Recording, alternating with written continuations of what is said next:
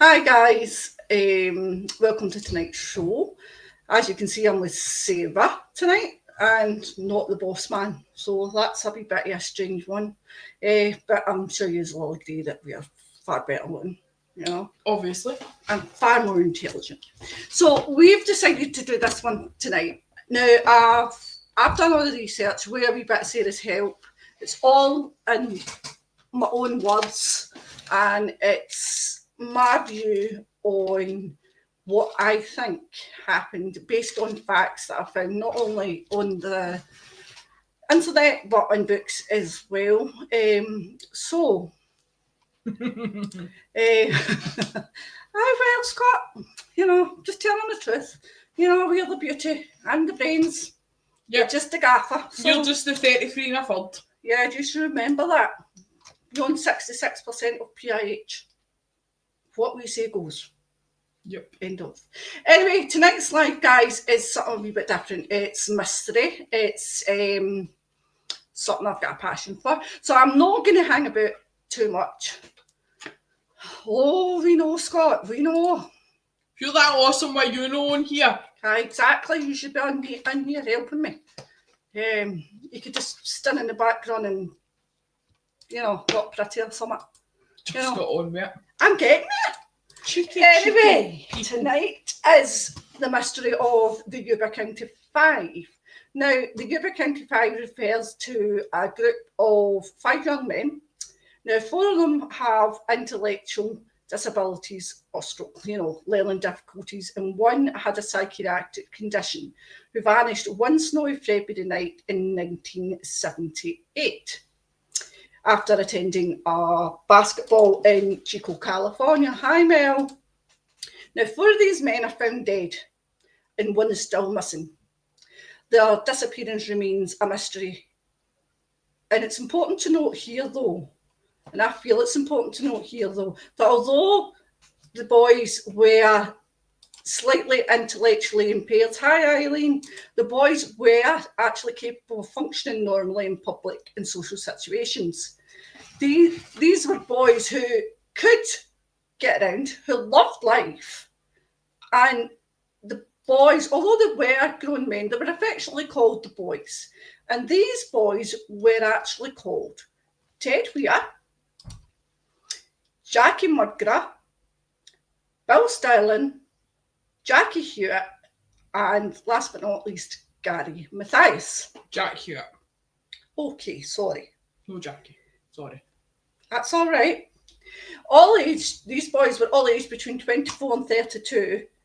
And these men, although affectionately called the boys, as I said, they were grown men, and they met at the Gateway Project, which was situated at a vocational rehabilitation centre in Yuba County. Now, the Gateway projects were actually designed to prepare handicapped and disadvantaged people or persons for competitive employment. The programme was open to a wide array of individuals with various conditions, including, cerebral palsy, cognitive disability, mental illness, emotional issues, epilepsy, and multiple sclerosis.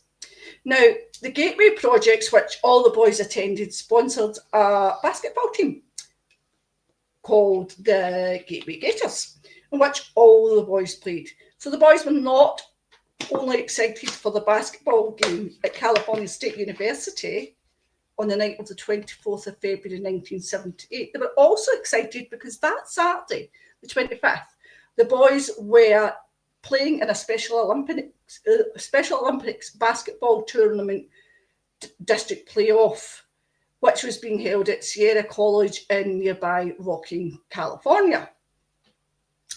All the boys, except Gary Mathias, had gone to Sacramento the previous Thursday to practice for their upcoming game. Now, in addition to basketball, the boys also loved going bowling. And so in preparation for their upcoming Special Olympic Games, the boys had laid out their uniforms. So they were ready, and they didn't need to do it later on that evening when they returned from the basketball game in Chico, California. So basically they were ready and they didn't need to do it later.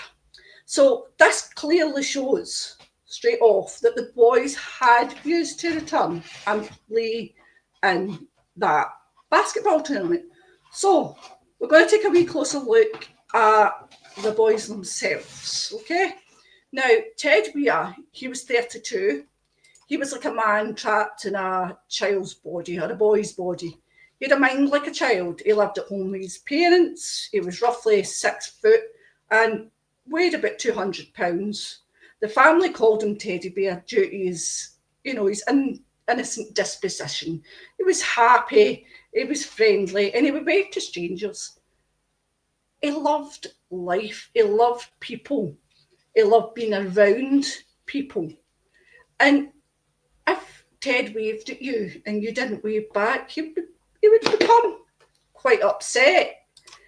Bill Stillen. Hi, Craig. Bill Stillen was 29. He enjoyed spending time with his best friend, Jack Mudra. But like Ted, he was said to have a mind like a child. Ted enjoyed calling Bill on the telephone to read him funny sounding names from the paper. You know what it's like. You see a silly name like, trying to think of one off the top of my head here, guys. Lollipop. Something like that, Sarah. But faith was paramount and it was important in Bill's life. He often visited people in mental hospitals. He read the Bible and other religious material to them. He lived at home with his parents, was 5'10" and weighed 160 pounds. Bill considered Jack McGrath his best friend, but also Ted. Bill not only enjoyed basketball, but he loved going to the library as well and attending the Gateway projects. So we'll move on to Jack Mudrugger. He was 30. What's his name? Jack Mudrugger. Age 30. He is an ex-army veteran. He served in Vietnam in 1968. He lived with his mother. He was roughly, 5'10". So they're all quite big then. They're quite tall and skinny, to be fair. Weighed about 90 pounds. His family and his friends, they called him Doc. But this was an affectional term given to Doc because he was very fond of saying, "What's up, Doc?" Sorry, that was a bad interpretation. But you get the point. He was a great student. He loved sports. And his prized possession, his love, was his 1969 Mercury Montego. Now, Jack never let anyone drive this. It was his pride and joy. He was intelligent. He was sensitive. And Jack was actually never diagnosed officially as having a learning difficulty, but he was considered slow. He loved game shows and loved playing board games. He also loved Diana Ross and the Supreme. I'm so sorry. I promise I will not do that again. If anybody else would like to have a go at that, you're welcome No, to. you're all right. We'll move on to Jack Hewitt. Now, he was 25. He was the youngest of the group. He was also considered the slowest. No, his name's 24. What did I say? 25. Sorry, he was 24. I'm being corrected here. He was the youngest in the group. He was also considered the slowest. He was 5'9" and actually weighed about 165 pounds. He lived on a farm with his parents. And apart from just basketball, he actually loved playing with his family dog, his wee beagle called Bew. Jack also loved riding his 90C Honda motorbike around the family farm. Jack Hewitt is described as slow, happy, and an absolute delight to be around. Now we'll move on to the last one. This is Gary Mathias. He was 25. 25? I thought he looked a lot older as well. If you look at the wee picture, I know, he looks He a looks lot quite- older. aye. But no, he was 25, but 5'10", 170 pounds. So roughly, all the boys were kind of the same kind of like weight. Now, Gary had poor eyesight, and so he wore glasses. Now, this came about because he was in a car accident when he was younger, and it affected his eyes. So he had to wear glasses. Now, unlike the others, Gary didn't have an intellectual disability, but he actually suffered from paranoid schizophrenia.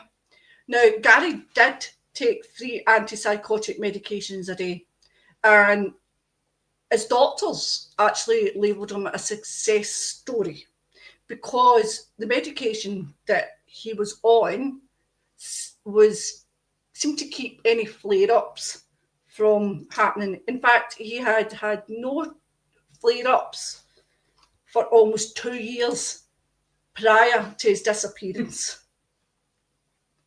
Wow. It does look a bit weird. It does look kind of weird. But Aye. hey-oh, never mind. Now, Gary, like the others, lived at home with his parents. He actually had a steady job, the rest didn't he? He had a steady job, and Gary had a loving girlfriend. How did he do for a job? He worked in a greengrocer's, if I remember correctly, guys. I could be wrong there. What's a greengrocer's? A vegetable, vegetables, fruit, Alright. that kind of thing. Right. So we're going to move on, guys, to the fateful day when it occurred. All right. That was me showing my age there. That's a greengrocer's. that's me showing my age by answering it. However, Anyway, as we move on, guys. Right, so on February the 24th, the 5 men, the boys, they left Yuba County to attend a basketball game at California State University in Chico. The basketball game at California State University in Chico ended just before 10 p.m. on February the 24th, a Friday night. Now, the group of 5 climbed back into Jack Mugger's Mercury to drive to their homes in nearby Yuba County, and Marysville. Now, a worker at Bears Market, a small shop close to the university campus, said she saw them stop for snacks, telling the Sacramento Bee, which is a local newspaper, basically, that they seemed excited. They were happy. Now, from Chico to their homes, it was approximately 78 kilometres. So I've kind of approximated that at 48 miles, but I actually think it's a bit more. I think it's more like 60 miles. However, instead of arriving home, police say they turned off the motorway and headed up a mountain road. Then, up that mountain. And then they just disappeared. Now, the circumstances surrounding their disappearance and the reasons for their journey into the mountains remain a mystery. They'd been at a basketball game, less than 100 kilometres away from their homes. 4 of the group had some sort of learning difficulty. The 5th, Gavin Matthias, was being treated for paranoid schizophrenia, which we know was working. Now, together, these men, these boys, they bowled. They went to dances. They formed a basketball team, the Gateway Gators. They loved sports. And when they got together, it was usually to watch or play a game. Basketball was in their blood. Basketball was their passion. They were just nice, friendly boys who went to games together and went home. That's what one of the mothers told the Sacramento Bee, the Los Angeles Times in 1978. Now, unknown to their parents, this evening would be the last time that they would see their boys alive. Now, what we do know is that boys got to that game and they did enjoy it. What we don't know is what happened to the boys after they left Bears Market. Now, we're going to move on to the morning of the 25th of February. Now, on the morning of the 25th of February 1978, the parents of the boys began calling each other to see if the boys had decided to stay at one of their houses. The answer was no. It was at this point that the parents were becoming increasingly worried, as these boys were nowhere to be found. And so worried, Jack McGuigan's mother called the police. Oh, it's a tongue twister, that. Jack McGuigan's mother called the police at 8 a.m. on the 26th of February. Now, with the boys' disabilities and the fact that the boys stuck to a routine, it was becoming a concern for the parents. It was becoming a concern for the police. So the police put out an alert. I'm not saying that again, boss. Jack McGuigan.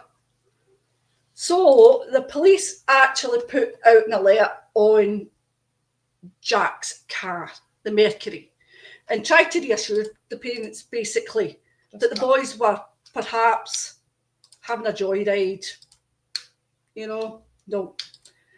But the parents, they felt differently. They knew something was off. These boys stuck to routine. They went to games, they came back. That was it. Now we'll move on. The police in Yuba and Butte counties began searching. There, I was writing off. Thanks, Craig. Now, the police in Yuba and Butte counties began searching the route the men took to Chico, and they found no sign of them. Bet he went and Googled that. Probably. That's why it took him so long. Now, several days after the disappearance, a Plymouth National Forest ranger told investigators that he'd seen the Mercury parked along the Orville-Quincy Road on the 25th of February. That's one day after the boys disappeared. However,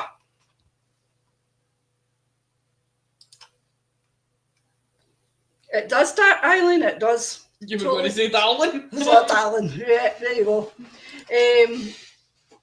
So, the Plymouth National Forest Ranger told investigators that he'd seen the Mercury on Orville-Quincy Road on the 25th of February. So that's one day after the boys disappeared.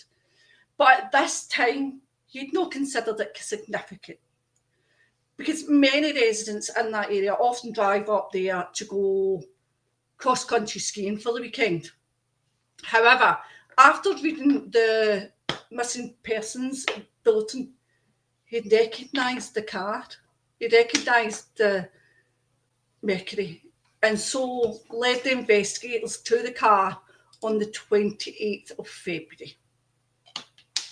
Now, the location of the car. It was approximately, say, 70 miles from Chico. It was far off their direct route to Yuba County and Maryville. It raised questions that the men's families could only speculate. Why did the men drive up there? On that road, on a cold winter night, deep into the Plymouth National Forest without extra clothing. Had met someone at the match earlier and been invited to something. Well, we'll see. So, Jack's parents, Jack McGuigan's parents, said he didn't like the cold, didn't like the cold weather. And it would be unlike him to have voluntarily gone up the mountains into the Plymouth National Forest. Now, it was also speculated that he'd really never been up in the mountains, so why would he go now? Bill Sterling's father had once took him fishing for the weekend near to where the car was found, but Bill really didn't like it, and so the next time his father went fishing, he stayed at home. The question is, why the men had abandoned the car? Now, we know the car, the Mercury, was stuck in some snowdrifts, and there was evidence that one of the men had tried to spin the wheels to get it out. Now, the police say the snow was not very deep at this point, and that 5 grown men could have or Shriddle, been able to push it out the snowbank. Now, the keys for the car were missing and the windows were down. So again, this suggests that the boys were actually looking for help, as perhaps when the car was abandoned, it was not working effectively. However, when the police actually, you're all right, when the police wired the car engine, the car started immediately, and the petrol gauge actually showed that the car had a quarter tank of petrol. So this led to more speculation. The location of the car. The witness accounts of strange happenings and encounters within the Plymouth National Forest, and the way, that the car was parked. The windows were down, the keys were missing, etc. It led to people thinking and fueled speculation that actually foul play had taken place. Now, upon towing the car back to the station for further evidence examination, it was actually discovered that the Mercury's undercarriage had no dents, no scrapes. In fact, the car seemed fine, and the police speculated this was because the driver was either extremely careful or he knew the road. However, Jack McDougall, he was not known to know this road. And his car, his Mercury, it was his pride and joy, it was his life. And he would not let anyone else drive the car. Family say that because the windows were down and the keys were missing, it wasn't like him. He always took care of his car. So this itself was highly out of character, for Jack. Eileen's saying car has been relocated after they left it. That's an interesting theory, actually. I've not actually came across that one, so that's actually something we could probably consider. Now, the first day of the search for the boys, an ice storm hit. And so, ineffectively, the search was called off for several days. And then when the search was safe enough to proceed again, there was little or no hard evidence, basically, left to follow. Now, something or someone compelled those boys to go up that road into the mountain, get out the car, and disappear. But we don't know who, and we don't know what.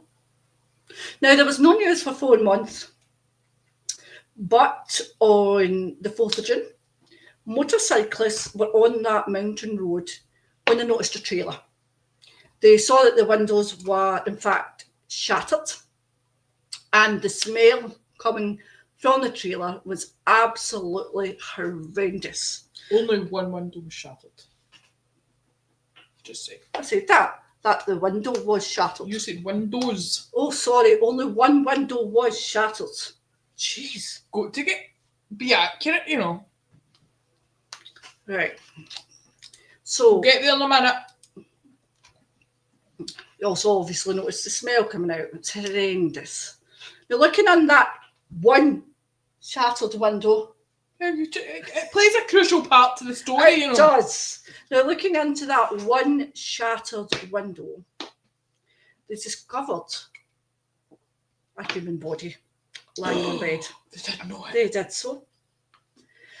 Now, this body was covered with sheets.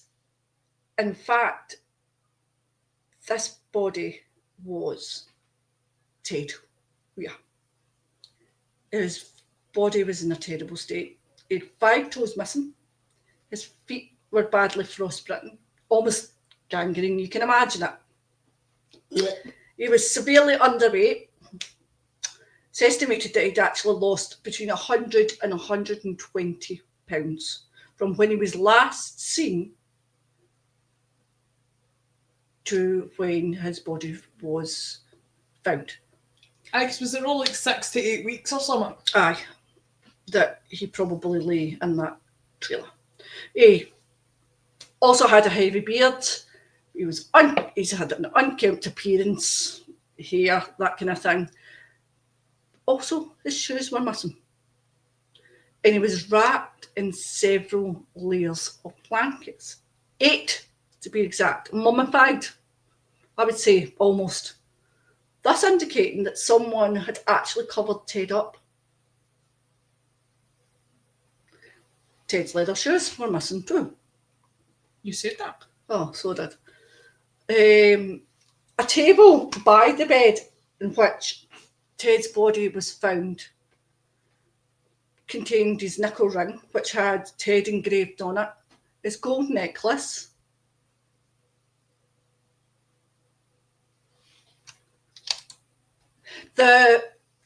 it was broken from the outside Eileen. Yep. Not from the inside, so there you go. So on a table by the bed, it had Ted's nickel ring, which he had Ted engraved in it. It had his gold necklace, his wallet, and weirdly, there was a gold watch with the crystals missing. Now, the family of Ted Weir and the family of all the men state that that watch did not belong to any of the men. Okay? Now, also inside this trailer were extra blankets, there was clothing, and there was food. There was also books, furniture, and matches, all of which could have been used to start a fire to protect them from the cold, harsh conditions. Now, outside the trailer was an outside trailer. It was a shed, basically. An outside trailer. It was a shed, right? Now, inside that, there was food. There was rations. 3 cases had been consumed. You know, each case contained about 12 different meals. So we can evaluate, basically, that 36 meals had been eaten, right? Now, next to the shed was a cabinet, an unlocked cabinet, which contained enough dehydrated food that is said that it would feed an entire army. Now, why wasn't this touched? It was accessible. It's speculated based, on the growth of Ted Weir that he lived in agony for 8 to 13 weeks before he succumbed to exposure. You sure it wasn't an inside-out trailer? You're no helping, boss. Anyway.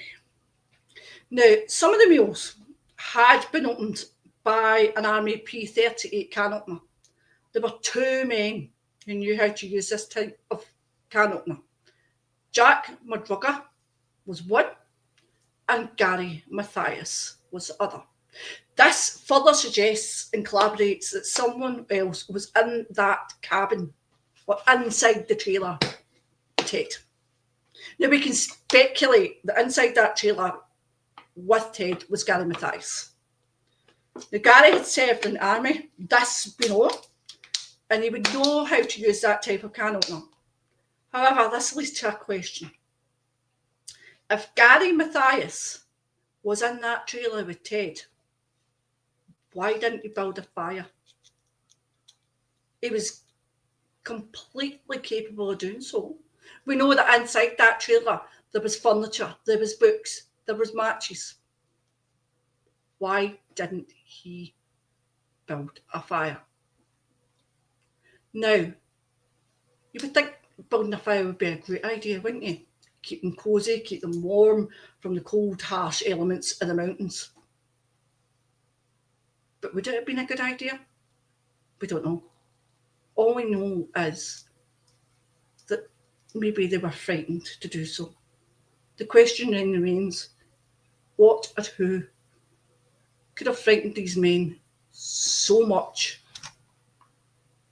Now, the trailer where Ted Weir's body was found was, to put into perspective, it was 20 miles up a mountain. 11 miles up that mountain, the bodies of Bill Sterling and Jack McGruggor was found. Now, Jack's body had been partially consumed by scavenging animals, and only bones remained of Bill Sterling. Possibly Eileen. Now, the theory here is that one of them, Jack or Bill, may have given in to go to sleep. This clearly comes with the last stages of hypothermia. And not wanting to leave his friend alone, either Jack or Bill stayed with a friend. And tragically, they both succumbed to the elements and they died. Now, the next day, a deputy sheriff found a skull approximately 300 feet from Bill and Jackie. And so, with the bodies of all three men being found, we can conclude, we can speculate that in that trailer with Ted Weir, in his final days, was in fact Gary Mathias. So where was Gary Mathias? That's a good question. Thank you. Where is he? What happened to him? Is he dead? Is he alive? Who knows? I'm going to get there. I'm just adding a bit of suspense for you. I'm getting there. I'm trying to tell the story. Was it Bigfoot? Who knows? It's a possibility. This is deep inside the Plymouth National Forest. Will you stop laughing at me? Crap. So, Bigfoot, it's a logical explanation. To be fair, I hadn't even thought of that. Well, because if you look at this picture, it's all forest and... Yep, it's deep within. Because at the bottom was where they lived. Yep. The top was the football game. Yep. Over to this side, the right-hand side, is where the car was found. Mm-hmm. And the wee people. Yep. There's 5 dots on there, technically. There's only be 4 dots on there, guys. Oh no, wait. 1, 2, 3, 4 bodies, 1 car. Right, that's 5. better. Now, Same if you look at this one. moving on to this map, you'll see that the car, from where the car was abandoned to where the 4 bodies were found, it's quite a distance. So, yeah. It's a lot bigger in real life, obviously. Absolutely. Maps are small. Well, not to scale, are they? Well, it would need to be a very big bloody map. Right, so. Now, my last question was, so where was Gary Mathias? So, proceeding on, guys. Aye, go for it. Now, the police received several reports of some or all the boys being spotted once they had left Chico, once he'd left that basketball game. Now, most of these reports were easily dismissed, right? But 2 reports stood out. A local man by the name of Joseph Shones told the police that he spent the evening of the 21st, near where the mercury was found. Now, Joseph Shones states that he drove up that road where he had a cabin to check his snowpack in preparation and advance for a weekend ski trip with his family. Now, approximately 5:30 and about 150 feet up that exact road that the boys would have taken, he became stuck.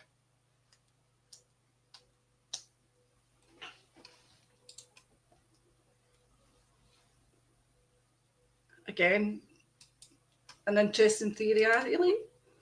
So on that yellow road. Aye, on that yellow road. We're on that yellow road at the moment, guys, okay? So the yellow brick road. It's approximately 5:30 and 100 feet up that yellow road. That it is this is the same route that the boys would have taken too.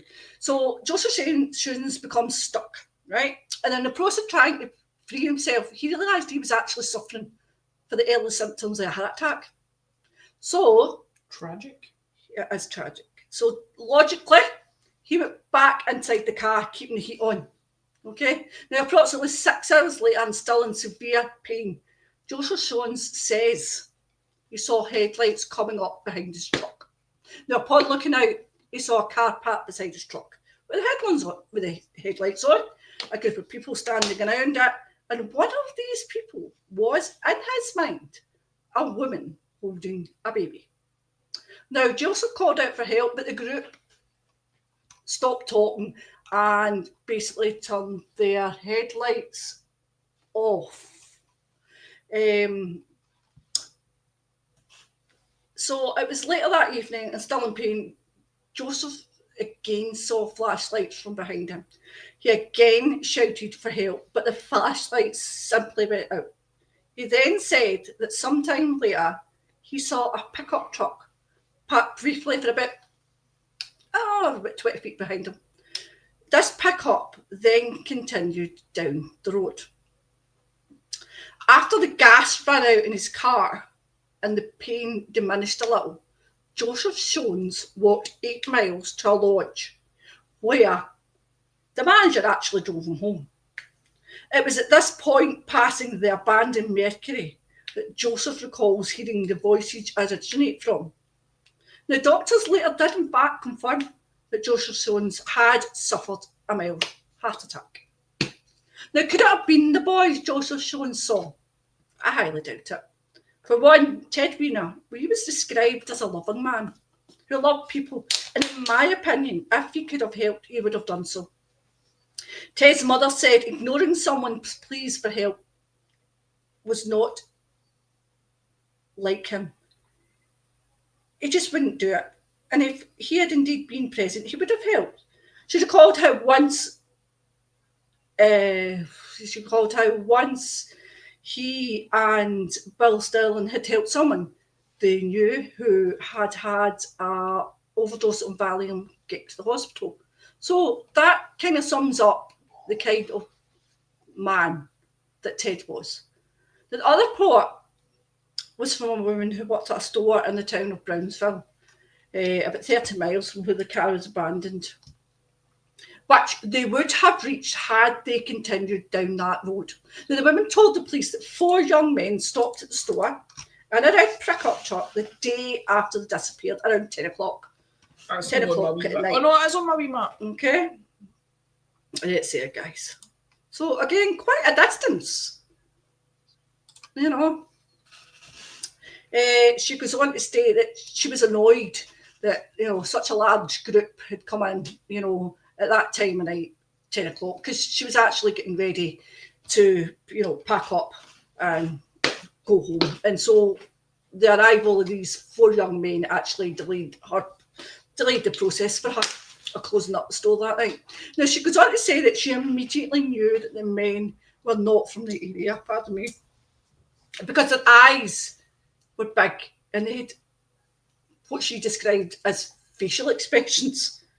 Now, the store owner actually collaborates this. Now, 2 of the men who she identified as Bill Sterling and Jack Hewitt were outside in a telephone booth. Now, this is hard to believe, as Jack Hewitt disliked using the telephone.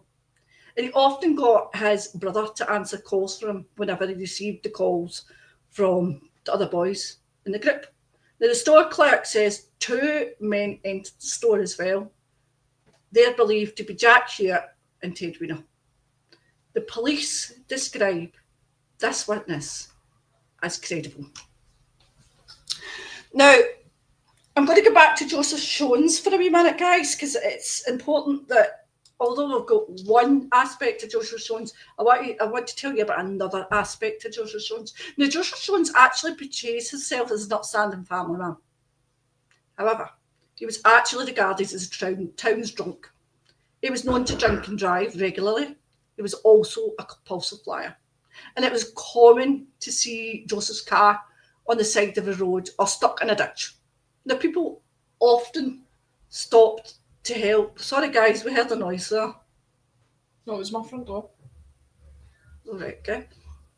And people often stopped to help, try and help him get his car out of the ditch.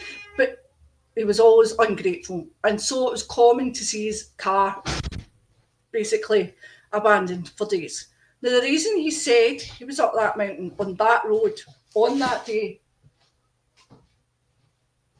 was he was checking the snowpack for his upcoming family vacation in a cabin. Now, it was later revealed that Joseph did not own nor rent a cabin that upcoming weekend.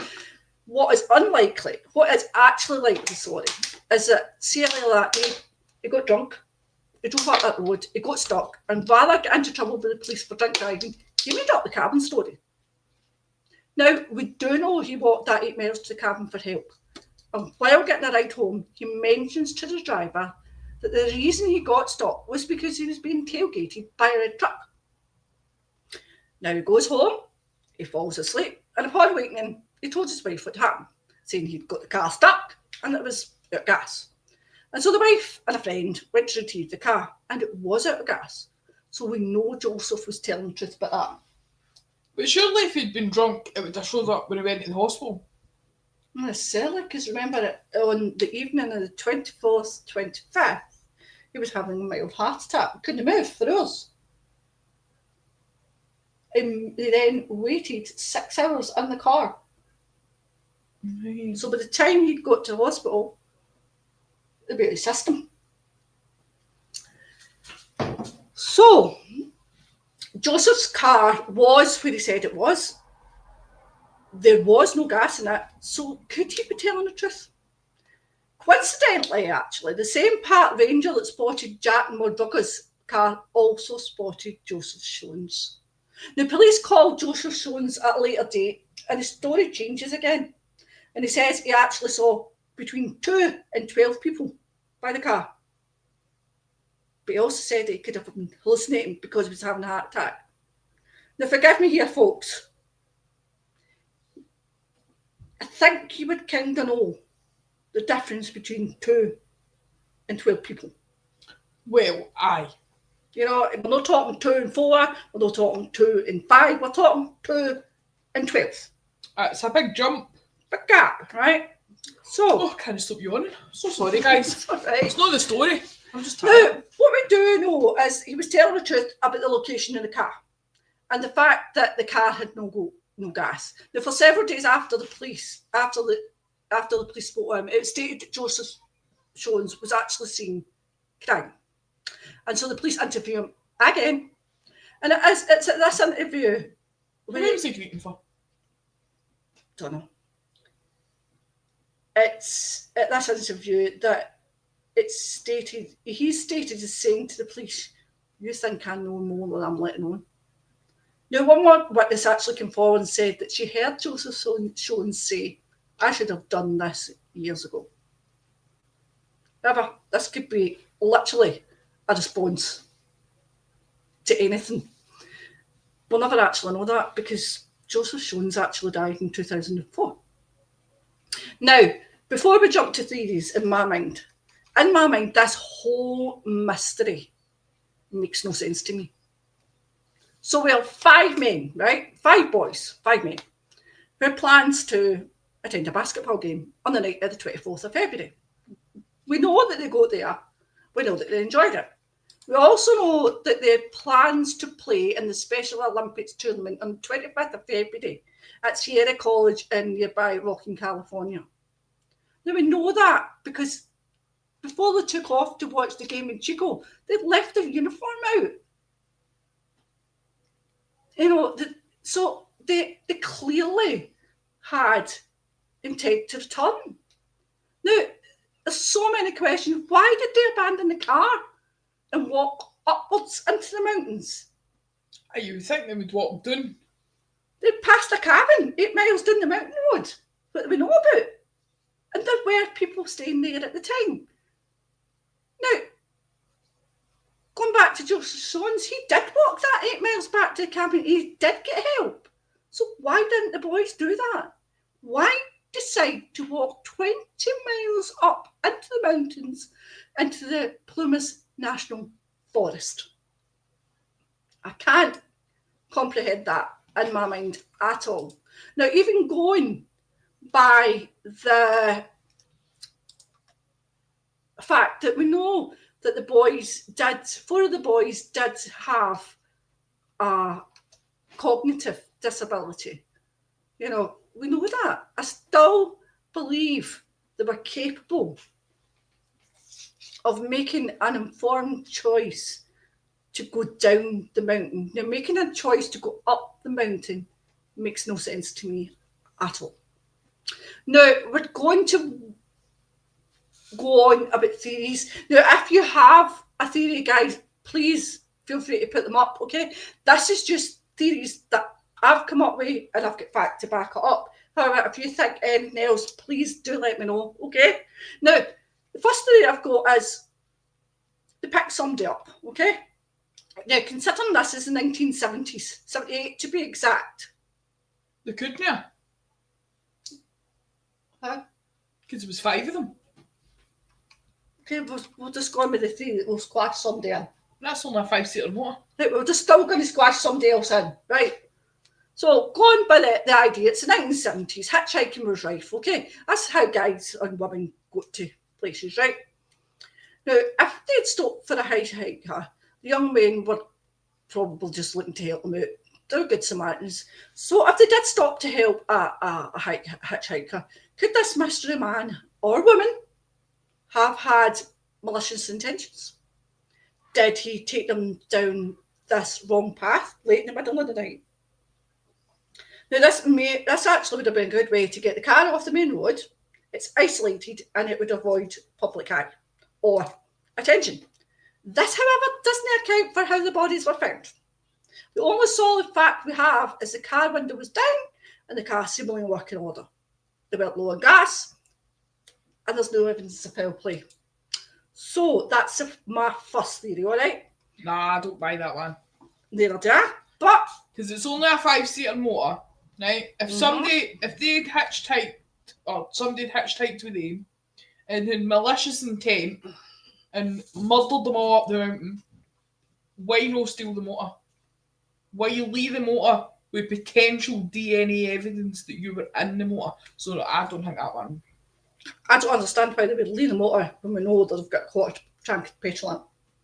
That makes no sense. No. What actually got them out the motor makes no sense. Exactly. Now we'll move on to next year. Do I think was Joseph Shones involved in any way? Now, firstly, here's a question, right? Why was Joseph Shones' story believed so easily? Especially since we know he gave 3 different accounts, right? We also know he was a drunk. He regularly drove his car while he was under the influence. And we also know that he was a compulsive liar. Okay? Now, I'm not saying in any way that Joseph Shones was involved, in fact, in what happened to these boys. Now, personally, I think that due to the fact that it was cold, they were in the throes of having a heart attack, could they possibly hallucinated? Possibly. And then, once he's back down that mountain, hearing the story of the missing men, it called a false memory. It fills it in to the best of his ability. Okay? Possibly. Now the next one. Scott's saying it would be easier to hide 4 bodies separately rather than together, less chance of them being found. Yes, except there was 5. There's 5 of the men. You've got to remember. There was 5 men. This 4 is dead. Yuba County 5. Not the Yuba County 4. Yuba County 5. Okay? Only 4 bodies were found. Yes. The judgment would have been impaired due to his condition. Absolutely. Having a heart attack, possibly still drunk. Who knows? And we all know they don't mix. No, absolutely not. No naming any names at all. Anyway. Scott. I never said a word. Come on, darling. Now we'll move on to the next theory. Was Gary Mathias to blame? No, we're aware Gary Mathias was previously in the military. He had many friends. The other 4 looked up to him as a leader. Now, due to this and to the fact that the learning difficulties, they bought into the belief, led by Gary Mathias, that they were being followed. They raced up the mountain until their car gets stuck, even though it wasn't stuck that bad. They just didn't believe they'd take to get it out. Now, to further add to the paranoia, they heard Shones moaning for help, screaming for help. They all panicked and headed into the forest, where Madruga and Sterling, so that's Jack and Bill, succumb to the elements. The other 3 make it to the cabin, right? But Mathias is still in the throes of his paranoid schizophrenia break and instructs the other 2 to remain quiet and not light the stove or turn on the lights, because the smoke from the stove and the light from the lights would be seen by whoever was chasing them. Rowena hunkers down for 2 months in the cabin with Hewitt, with Jack and Gary coming and going, doing surveillance. As Gary Mathias' paranoia gets increasingly worse and Jack Weiner becomes sick. At some point early on, Gary Mathias takes off for good, never to be found. Ted Weir eventually dies, and Jack Hewitt takes off. Now, not being much of an outdoors man, it just succumbs quickly near the cabin. Okay? Well. Now, personally, I don't think Gary Mathias was responsible for the deaths of the boys. And I'll explain why. Right, go on. Gary had his problems. We know that. We know that he had paranoid schizophrenia. And without those tablets, he could possibly, now I'm wording this carefully, he could possibly, we're not saying he did, definitely, we're saying he could possibly become violent. However, I believe that Gary, he was a lifeline for the boys. He got involved in the Gateway projects. He played basketball. He was taking his medication seriously. And we do know that he had no flare-ups for 2 years, and he was considered a success story by his doctors. He was protective of the boys. Gary, in my opinion, loved his friends. What happened on that night on the way to the trailer, no one knows. But we do know that at least 2 make it. Gary and Ted. But here's another question. How long did Gary stay with Ted? It's presumed a while due to the food that had been consumed and the way that Ted's body was covered. So we can conclude here that Gary cared for Ted, bringing him food and water, and then when Ted passes away, he wraps Ted up, he wraps his body up. This shows compassion. Then after Ted dies, Gary takes off. Maybe stole the shoes. And he maybe took Ted Weir's shoes, because we do know that Ted Weir shoes were leather. And we know that Gary Mathias' trainers were found in the trailer. So it would make sense for Gary to take the leather shoes, especially in the thick in the National Plumas Forest. It was cold. Trainers aren't going to last. Thick boots, they'll last. Now, the most realistic theory here, right, is that the men succumbed to hypothermia after becoming lost and unable to find shelter in the harsh winter conditions. The bodies of 3 of the men, Jack McDougall, Bill Stilley and Jack Hewitt, were found scattered and partially scarred, further suggesting exposure and a lack of survival skills. Now, Jack McDougall and Bill Sterling's body were found 4.5 miles away from the trailer. That's 11 miles from the abandoned car, to put that into perspective. It's also speculated that Jack may have collapsed at the side of the road, and Bill Stirling, refusing to leave him,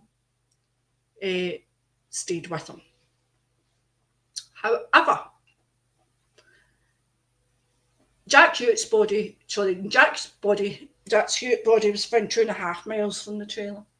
Now, the body of Ted Weir is found inside that US Forest Service trailer camp, lying face up. His hands in his chest, 7 bed sheets wrapped around his body, 5 of his toes missing, and his feet were frostbitten, almost gangrene. Now, going by the condition of Ted's feet, it was said that he could not have pulled the sheets over himself, as it would have been far too painful. Law enforcement concludes that there must have been at least one person with him in that trailer, up until some point anyway. Now, I also want to bring in a wee snippet here, because it ties in with the story, and we're paranormal history, so we're going to put a bit of paranormal into this.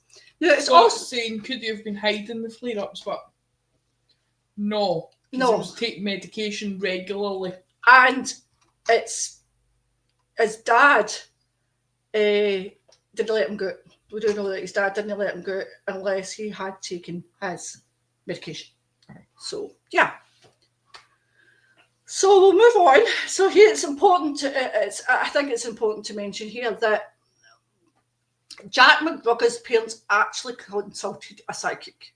Multiple psychics. I'm getting there. Her name was Gloria Elizabeth Nano. Now, she stated that in a prediction that a prediction basically included a red pickup truck. There was nothing else, really. Now, another psychic predicted they were kidnapped and another psychic said they were murdered in a two-storey building in Orville with the numbers 723 or 753 associated.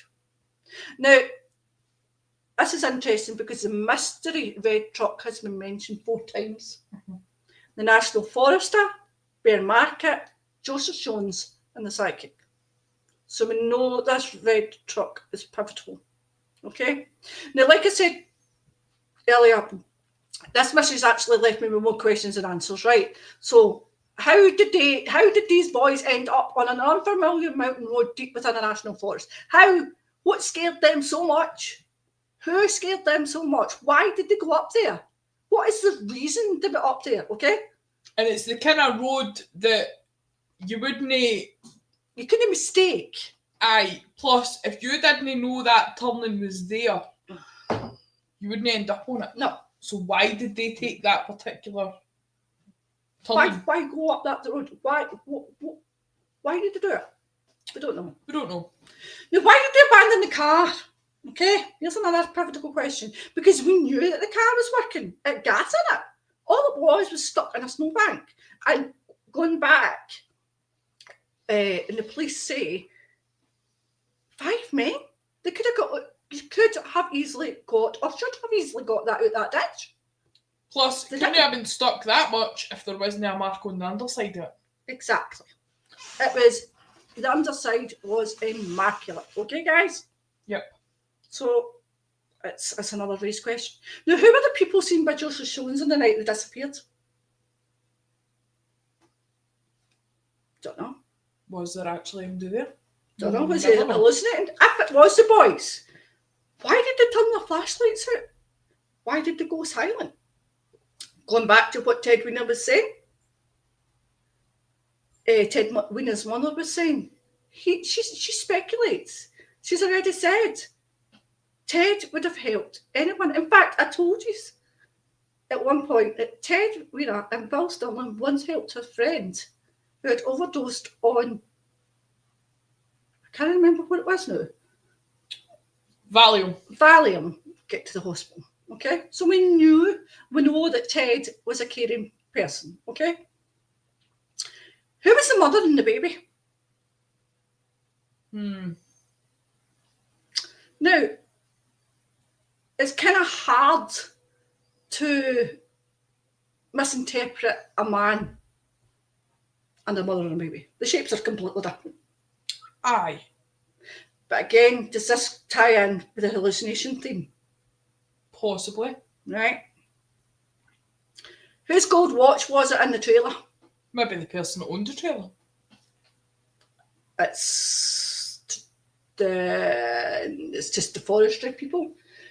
My theory here is maybe they just found it. Maybe a worker in the forest had taken it off. Don't know. Where's Ted's shoes? I think Gary Mathias stole them. We can only speculate, can't we? Where is Gary Mathias? Is he dead? Is he alive? That's my next question. Could Gary Mathias be alive? I think if any of them's got to be alive, it's got to be him. But the rest are dead and confirmed. Sorry, guys.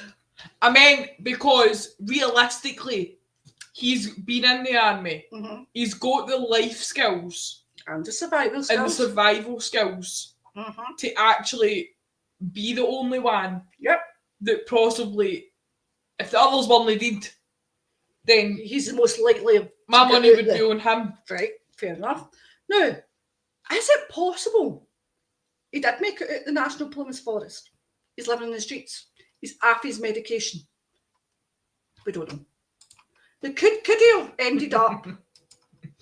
Could Gary have ended up in a mental health clinic? Nah. Restarting his medication? Nah. Which brings me to my next question. Because if he had, why is Gary Mathias never reconnected with his family? Aye. Plus, right? Okay. This picture here was everywhere. Yeah. Same with the missing person poster, which my picture didn't work. Right?